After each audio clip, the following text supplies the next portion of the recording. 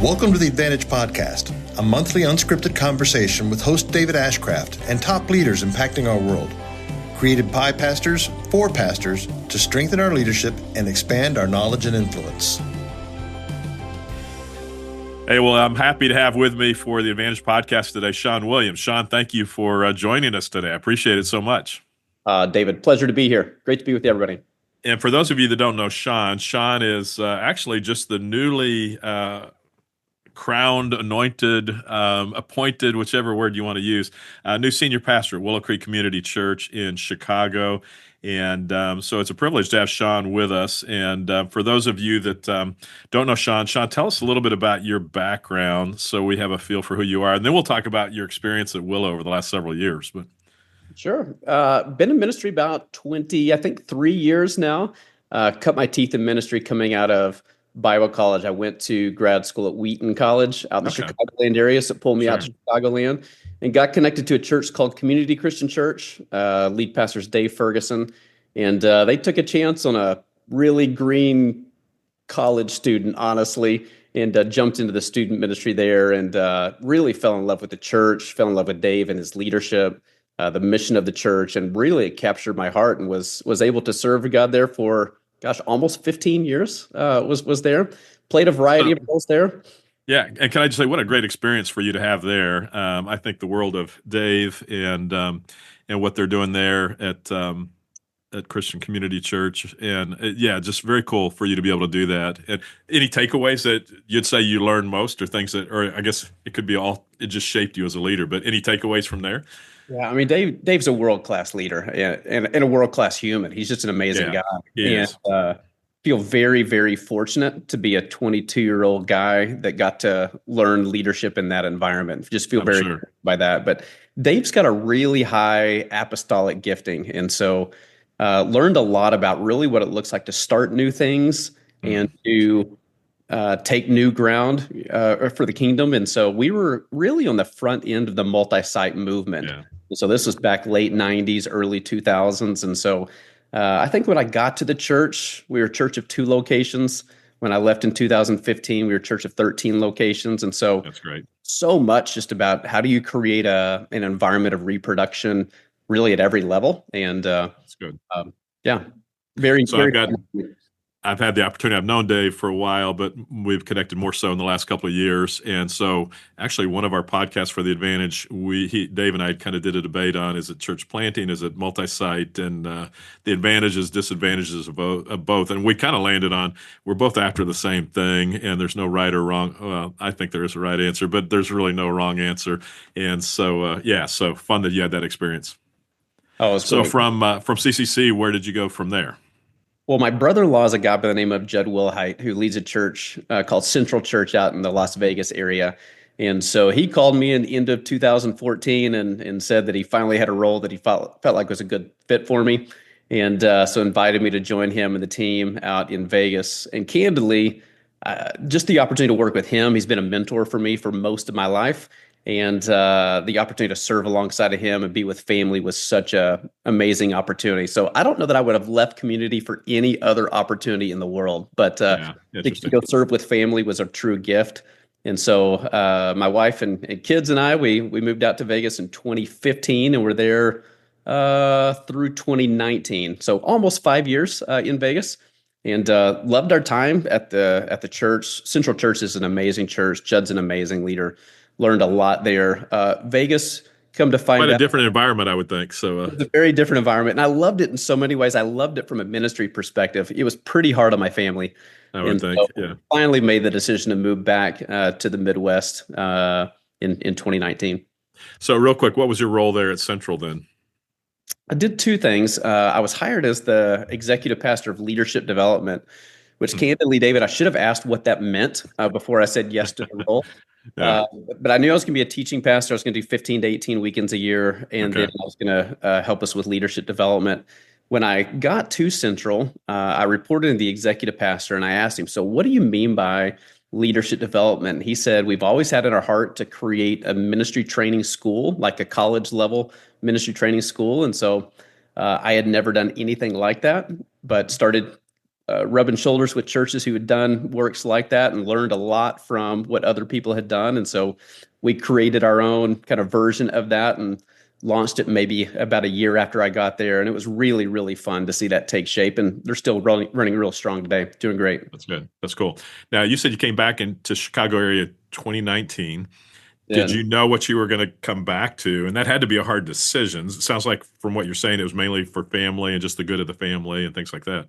Yeah, I was all personally motivated. My wife's dad was pretty ill at the time, and we knew we didn't have a lot of time there. And my kids were not thriving. And so that was the other piece, just as a dad, feeling like needing to get my kids back into a space where they could thrive again. So when we moved back to Chicagoland, I didn't have a role. I was doing some church consulting, which some people do by calling. I was doing it because I had no other options really. And so needed a job or an income. Huh? I needed something. And so I enjoyed it. I knew it wasn't the long play for me. It's not really my wiring. I'm really just a pastor at heart. And I knew I wanted to get back into the local church. At the time, I didn't know where, and I didn't want to take just any church job. I really wanted to wait for the right opportunity to come along. And I was prepared to do coaching as long as I needed to do coaching until that opportunity came. So opportunity opens up at Willow. And you said you were waiting for the right opportunity, the right situation. So most people who may be aware of where Willow was at that time, it'd be like, okay, how in the world was that the right opportunity and the right time? And so what were you thinking when you stepped into that role? I think really what it was less about Willow. For me, there were two things that drove it. One was COVID had started and the church started shutting down. And as a consultant, I felt like I was on the sidelines at a time that the church needed more frontline leadership, and it killed me that I was just on the sidelines. So that was a factor for me. And then the second factor at the time, Willow had just hired a new lead pastor in Dave Dummitt, and I've known Dave for a long, long time. And so when Dave called me and asked if I was crazy enough to jump in with him, it was less about Willow and it was more about doing ministry with Dave Dummitt and coming alongside of him and supporting him in any way that I possibly could to be a part of that next chapter at Willow. And so I don't know that I would have gone to Willow if it wasn't for the invitation of Dave. Yeah. So can I go back on the coaching comments real quick there? So at least for you, and this isn't broad for everybody, but I would imagine all of us have times when we think, I'm frustrated with the church I'm in. I'm frustrated with all the stuff I'm dealing with. I think I ought to just go be a consultant. And that wasn't fulfilling enough for you. And so was it really just more that desire to get back in the game? Is that... Yeah, I think it was for me. I actually did a life plan after I left Vegas before I came back to Chicago. And the person who did my life plan, we looked at these different options. He knew that coaching or consulting was an option. And he said to me, he says, I think this is your best option at the moment, but he goes, you're not going to last long there because you're a pastor. And at some point, you're going to go be a pastor again. And I kind of shrugged it off at the time, David. I thought, maybe he's right. Maybe he's not. I think I can go give this consulting thing a good run. And I found myself again in COVID watching the church from somewhat of a distance walk through a really difficult leadership season and felt like really thought I had something that could be helpful, and it was sidelined. And for me, that was the most gut-wrenching part of the process. I felt like I wanted to be a little bit closer to the field. Yeah. Okay. So, Shawn, you came to Willow in 2020? I did, 2020, right after... Let's see, June of 2020. So we've been shut down for a couple of months. So probably not. Did you start talking with Dave before COVID or once COVID hit? Yeah. So he was in conversation with the elders probably February to March. When he started getting serious about taking the role, he reached out to me. And so I had my first conversations with him before I think he actually accepted the role. Okay. And so none of us saw what was about to take place. And became a challenging leadership season for the entire church, right? But exactly, you add on some of the dynamics we were facing in at Willow. It was quite a challenging start to the season. I'm sure. So you guys kind of came as a package deal then, or at least Dave knew you were coming with him when he stepped in or likely to come in. Yeah, he was, I think, a full month ahead of me. I think his first day was May the 1st of 2020, and I was June the 1st, 2020. So just right on his heels. So can you describe a little bit what was the condition of Willow when you came in? And I will say real quick, Shawn, on the side, whenever I travel, especially internationally, people constantly want to know how's Willow, and so I'll tell you later my response. I'd love to hear you talk about where Willow was in 2020 when you came. And I'll also say, just for everybody to know, I've had opportunity over the last year and a half to spend time with Shawn and with Dave. Appreciate both of them very much. And Shawn, appreciate you very much, and excited for you as you move into this new role of leading Willow in the future. But that's been a fun thing to get to know you and watch you step into this role. So describe a little bit 2020. What was the condition of Willow at that time? And don't feel like, so let me just back up just for you. Don't feel like you've got to say things that will potentially damage you as the new leader. So be aware of that. But as honestly as you can answer or want to answer, feel free. I mean, Willow was in a post-crisis season is probably the best way to describe it. And so I assume that most of the people who are listening to this are aware of Willow's story. And regardless of what the cause was, and there's all kinds of different perspectives on the incidences that surrounded 2018. No matter what your perspective it is, everybody can be in the agreement of it created a crisis, and it created quite a hardship as you had an outgoing leadership team, you have an outgoing eldership team, you had a staff that really was in a pretty unhealthy spot. And so when I arrived, if you looked at the top 25 leaders who were on staff in 2018, there was one of them still remaining. Wow. And so it created this leadership vacuum is probably the best way I know how to describe it. And there were a few people that stepped in an interim basis, and I hope that those people have massive jewels in their crown one day for leading in an interim season. That's a group of people that will not get any credit for what was a really hard thing for them to do. And so they held things together, but it was still in a post-crisis situation when we arrived in 2020. So how did you even know what steps to take? Because not only was it post-crisis, but it was, I would assume, a huge void of trust in anybody in leadership. And let me go back. You mentioned all the people that left from a leadership standpoint. I was with you and the team a week ago, and I just asked for a show of hands of how many people had been around during that difficult time. I was amazed at how many people have been long-term. So, some people stuck with it for sure. So For sure. Yeah. And we actually call them, we term them legacy staff members, and there's a lot of them. And they are some of the most amazing people you'll ever be around. And you think about the journey of those legacy staff members and what they walked through, and just the fact that they've maintained a healthy relationship with Jesus, their own just even personal health, and still leading really strong and doing great work. And so again, dozens and dozens and dozens of them still on staff with us. Yeah, which is cool. So what does it mean to be post-crisis? What emotions were people feeling? What does that mean? It's a lot of what you described. And again, I think that we were facing this as a country in general, but there was a lot of, mistrust.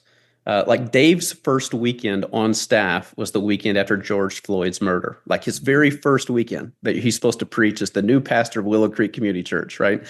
And so some of what we experienced, everybody was experiencing. Yeah. There was a sense of a lot of confusion, a lot of tension, a lot of division that was just true of our country at that time.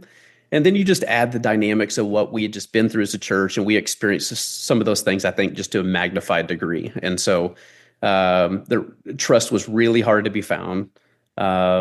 Division was really probably pretty deep in some places. A lot of people just hurting, and people don't make good decisions when they're hurting. They don't say appropriate things when they're hurting. And so you have a lot of that. We experienced a lot of that from our staff. We experienced a lot of that from the congregation. And so, the whole adage of hurt people, and man, there was a lot of that flowing around. Yeah, interesting. So, I mean, if everybody will just think back to 2020 and those moments you're talking about that all of us faced, but then add to it everything that Willow had just gone through and was still experiencing, and just a tough situation to step into. So how did you guys even know where to start, and where did you start? Gosh, I wish that there would have been some sort of manual that we could have followed, David. I don't know that we knew what we were doing, if I'm really candid. Looking back, I think we made some really good decisions early on, and I think we made some ones that if we had the chance to go and redo, we would certainly take that opportunity today.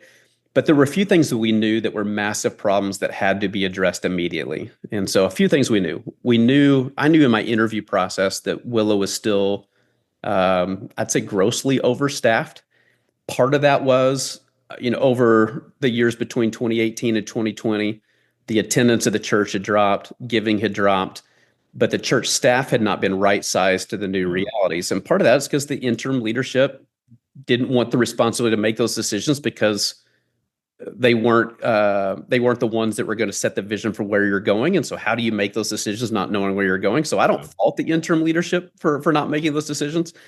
But when my very first day on staff at Willow Creek, I furloughed 100 people that I had not met, that I didn't know who they were, but you're just looking at positions and having to make these decisions. And so we knew that we had to make a massive right sizing of our staff, and we didn't have a lot of time to come in and make friends and build trust because the financial picture was so poor that we had to make those decisions really quickly. And so we ended up really in those first probably 6 to 12 months reducing our staff size by about 50%. And I would not wish that on my worst enemy, David. 50% is how many? Like you said just a minute ago, 100 people, you said your first day or so? Yeah, so we went from a staff size of 500 to a staff size of probably 250-ish within the first 12 months. And then we actually did another probably 10% from that about 6 months after that. So in total is a probably 60% reduction. And for those of us that have led and had to let people go, it's not ever just the person. It's their family, it's their friends, it's extended, because most of those people have probably been around Willow for a pretty good while. And so it's groups of people that you end up making unhappy with every one of those decisions. So For sure. Yeah. And, we're in a situation that you're also not in a position that you know who the players are. And so one of the things that we did early that I look back to as a really good decision is we were going to make decisions with very little information, and we knew that. But the question was, how do we get as much information as we possibly can? And so we made the decision early on that we would meet with every single person on the staff team. And I think I had at the time about 250 people rolling to me. And so I set up 15-minute meetings back to back to back. I think it took me about 2 weeks to do it. And it was the most emotionally draining thing I think I've ever done. And because they knew why they were coming in, right? They did. We had set them up that we let our staff know that these were the decisions that we're going to need to make. We had them prepare on their end, that they showed up to those meetings with some prompts that we'd given them. We also created an opt-out because we felt like there were some people Choose going there. They needed to go, and they knew it. And so if we give them a little bit of parachute, they would opt out on their own.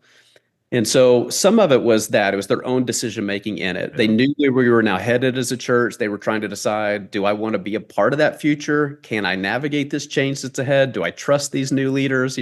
So there's some decision making on their own part. And then from our perspective, I was looking for really three things. I wanted to know, can I trust this person?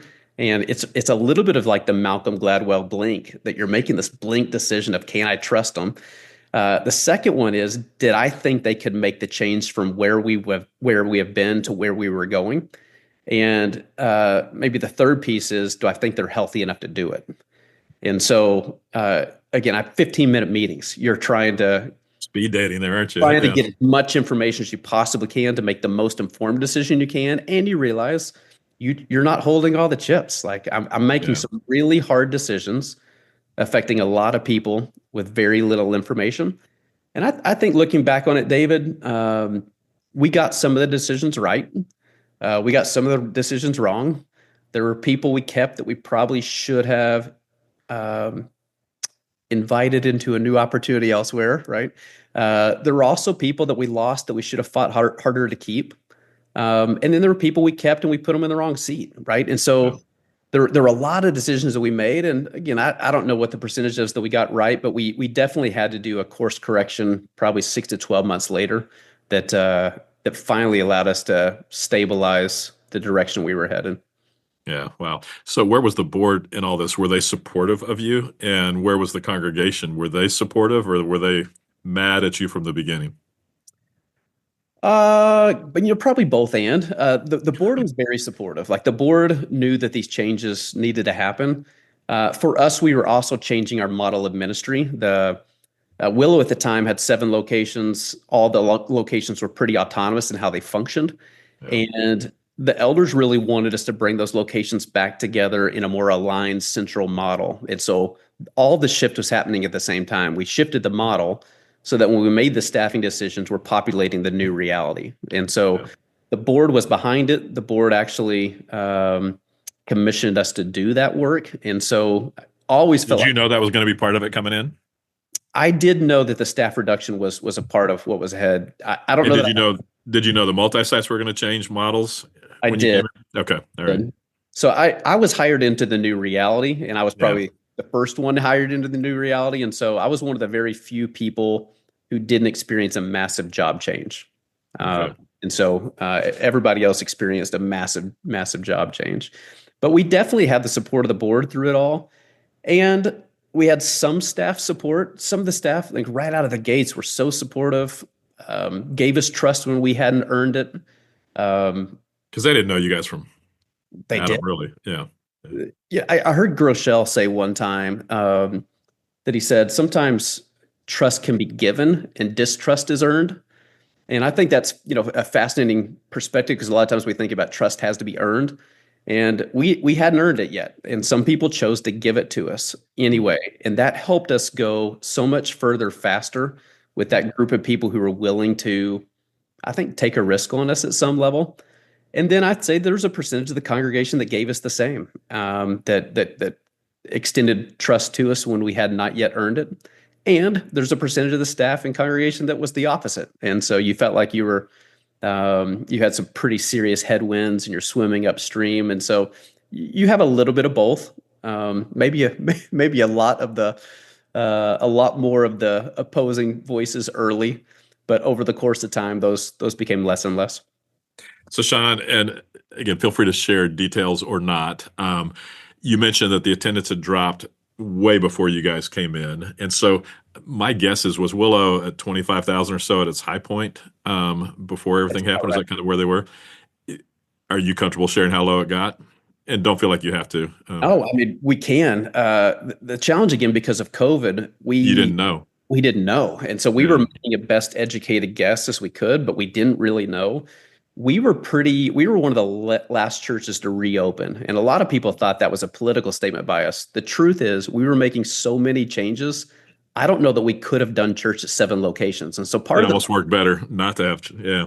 So part of the reason we stayed closed as long as we did, we blamed it on COVID, but we were really trying to put the right pieces in play to be able to do ministry effectively at 7 places. And so we stayed closed almost a year, which is way, way, way long. And frankly, that hurt us too, that we stayed closed that long. So when we reopened, I think we reopened at about 3,500, 3,700 across. So we're showing up on the weekends. Mm-hmm. Yeah. And then today we're probably in the 10 to 10,500, give or take. So we've come a long way in 5 years. Come a long way. That's a huge group. Yeah, that's cool.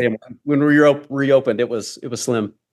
But that was true for all of us. I remember the first time we opened, Shawn, and it was only 3 months later, but still people were coming back at a trickle. And so, and what's funny, the blessing of that was every weekend there were more. And so every weekend you felt like you were doing something significant when it was really just people coming back. And I remember our auditorium seats 2,400, and we had gone from maybe 300 people showing up to maybe 2 months later, 500 people showing up.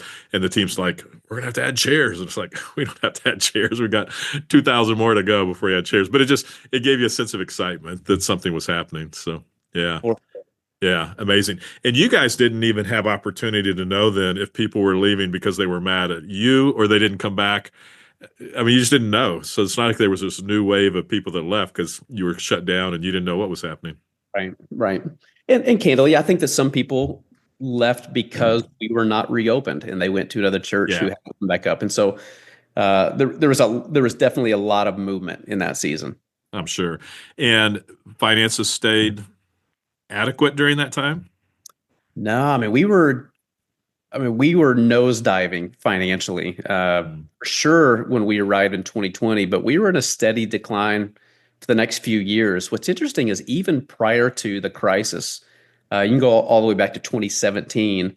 Willow had declined in giving every year since Okay. 2017. Wow. We didn't bottom out actually until last year, 2024, Okay. was the Okay. first year we saw finally an uptick. I think there's a few reasons behind that, David. I think one of them is giving tends to be a lagging metric, that even though our attendance was now growing again, we were growing by new people coming to the church that didn't have a previous church affiliation, which means we were reaching the people we were hoping to reach, which is awesome. However, they just hadn't been discipled in their giving. And so we were losing people, even if they were fewer in number, we were losing people who were giving at a greater capacity than those who were coming in. And so we saw our attendance numbers really trend up from maybe year 2 or 3, but we didn't see our giving numbers change until year 4 or 5. Yeah, that's fascinating. That's interesting. So along the way, so you're a year into this, you open again, you see how many people come back. Did the board stay behind you guys all the way through? Was it ever tense with the board of them saying, "Ooh, we might have misstepped here"?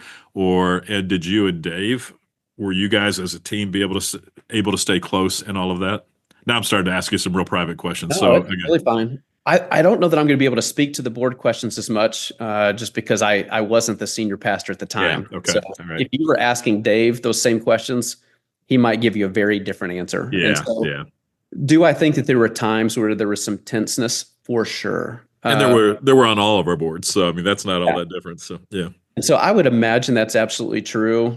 Anytime you have a board where, not just any board, you have people who are leaving the church for whatever reason, and they are friends with people on the board. Board members hate to see their friends leaving the church. exactly, So, exactly. sometimes they'll even take that personally, and if you're not careful, that will turn their hearts, against the staff or maybe the senior pastor. So we didn't experience that in an extreme way, but no doubt were there dynamics like that at play along the way, for sure. But to the board's credit, they knew that we were undergoing some necessary and difficult change, and they were giving Dave and the rest of us the margin to be able to facilitate that change. Our board is on a basically 3-year rotation. So Dave's year 3 into year 4, he had an entirely different board Is than that right? Okay. Wow. so the dynamics definitely shifted, along the Yeah. way. Probably some positively, maybe some that created some tension, but that's something that Dave's navigated. And again, he would know the details far more than I would. Yeah. Yeah. Okay. Wow. I can't imagine all that you guys are experiencing on top of what was just natural because of what was going on in our country racially, COVID, all those things. So very challenging. Did you ever feel like in the last 5 years, or at what point in the last 5 years, did you guys start thinking, okay, we've got this ship turned, we're moving in a good direction? Was that long time still coming, or is there a point you go, okay, I think we're going to make it here? I remember specifically there was a moment we were at a lead team retreat, which we did probably 2-3 times a year. This was probably in year 3 is my guess. And we were at this lead team retreat, and I said out loud, this is the first retreat that we've had that we haven't exclusively been focused on a crisis. We're finally looking ahead. We're finally dreaming again.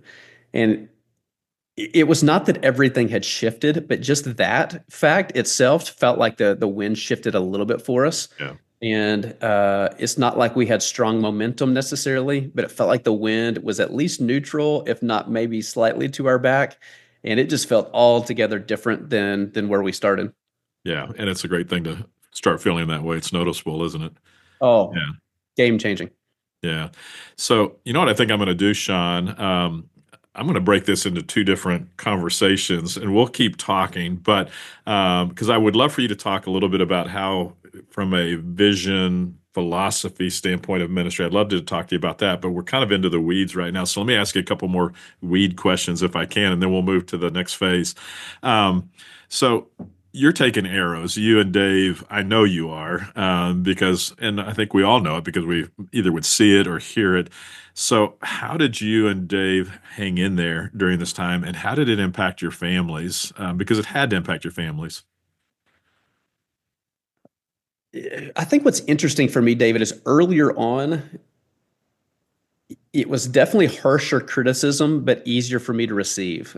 And the reason for that for me was I knew it had nothing to do with me Yeah. because they didn't know me and it wasn't about me. I just became the new face that was in a leadership position that they didn't trust.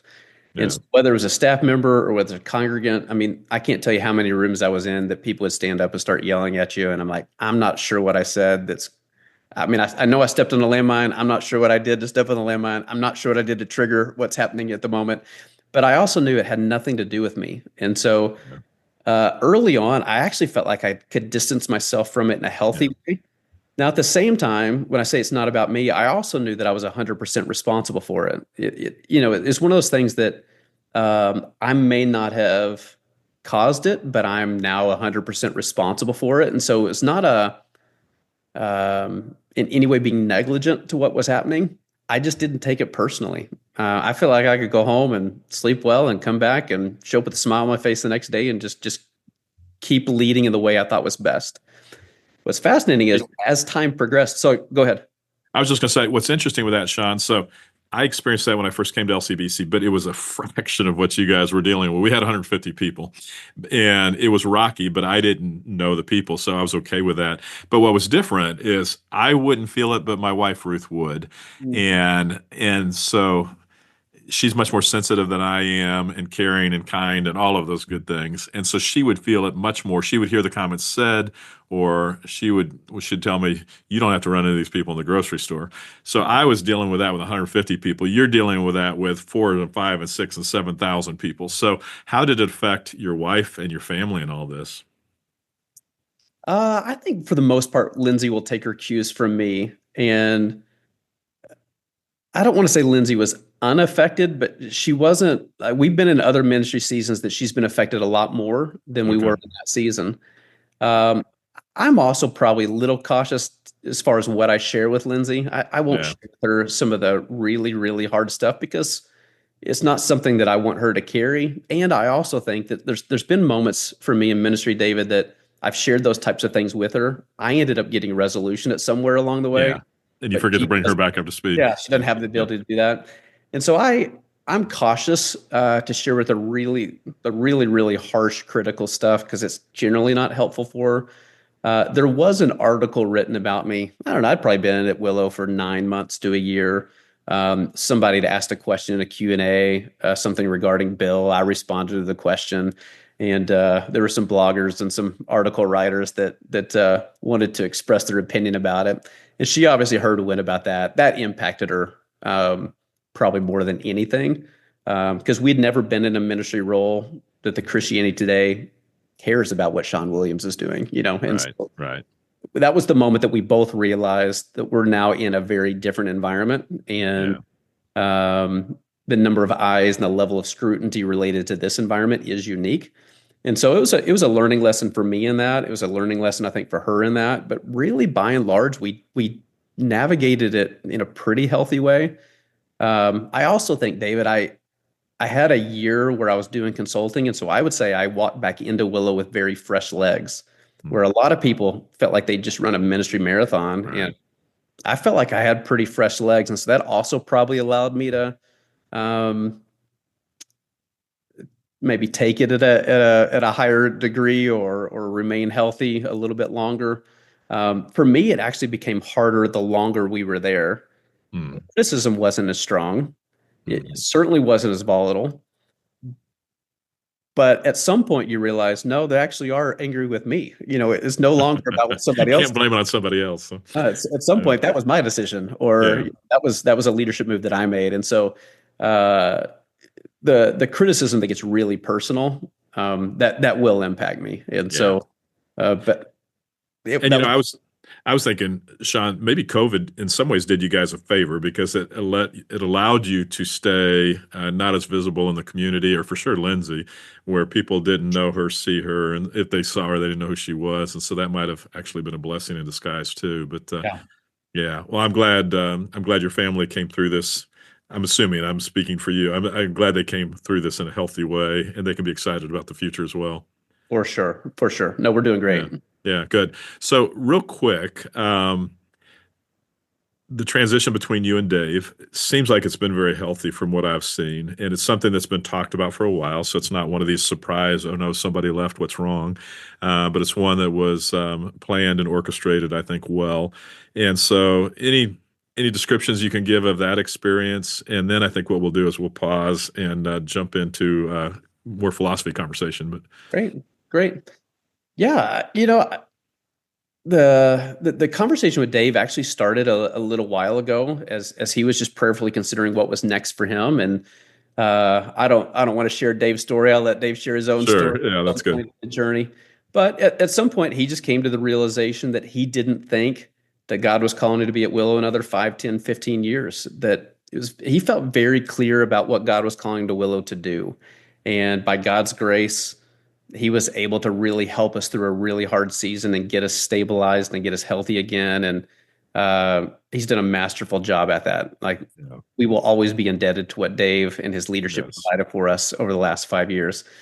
But he got to a point where he goes, I don't know that this is going to be the story that I want for the next 5, 10, 15 years. There's some other things that I'd like to do. And so he and I started that conversation a little while back, and very grateful just for his investment in me, his belief in me. And when he finally got to the place that he wanted to communicate the desire to transition to the elders, he encouraged them to take a hard look at me. And so we went through quite the process of them vetting to decide whether I would be the next senior pastor of Willow. But Dave was my number one supporter every step of the way, and still is. And so I couldn't be more grateful for his leadership in my life personally, but also just at the church as a whole. Yeah, that's cool. I know, again, I had opportunity to be with your team, your staff a couple of weeks ago after the transition was announced. And again, I'm very excited for you and what's going to be happening in the future for you and for Willow. But it also made me just very aware of the fact that had Dave not been the leader that he is, and had he not done some of the things that he needed to do to help Willow turn around, there's a good chance Willow wouldn't even be here today. And there were people cheering against you and against Dave and what you guys were doing. So to your point, Dave definitely made a difference at Willow. If you go off of Jim Collins's, is it going to be better or worse when you leave? And in his case, Willow is definitely better than when he came in, and shows strength and leadership there. So appreciate very much Dave and his history and taking a lot of shots to turn Willow around, but definitely has done that. So exciting to hear that. Yeah. Couldn't agree more. Yeah. And people have responded well to you since the announcement? Yeah, as far as I know. I mean, my joke with my wife, David, is that I don't know that I would know because they probably wouldn't tell me, but everybody's been really, really positive. The staff has been so encouraging. The elders have been a huge support. Congregation feels very well received. So it all feels really, really positive, and very, very grateful for that. The ones that like you are telling you they're excited. Those that don't, you'll find that out later. So yeah. My experience with you there at Willow is you've definitely endeared yourself to the people around South Barrington. And so I think it's going to be a great run. So I appreciate that. Thank you for listening to the Advantage Podcast. This has been part one of our conversation with Shawn Williams, Senior Pastor of Willow Creek Community Church. Be sure and listen to episode 18 for part two, as Shawn discusses the vision and philosophical standpoint of ministry during his first 5 years at Willow Creek. If you found this discussion helpful, feel free to pass it along. To find out more about the work of The Advantage, visit our website at theadvantage.org.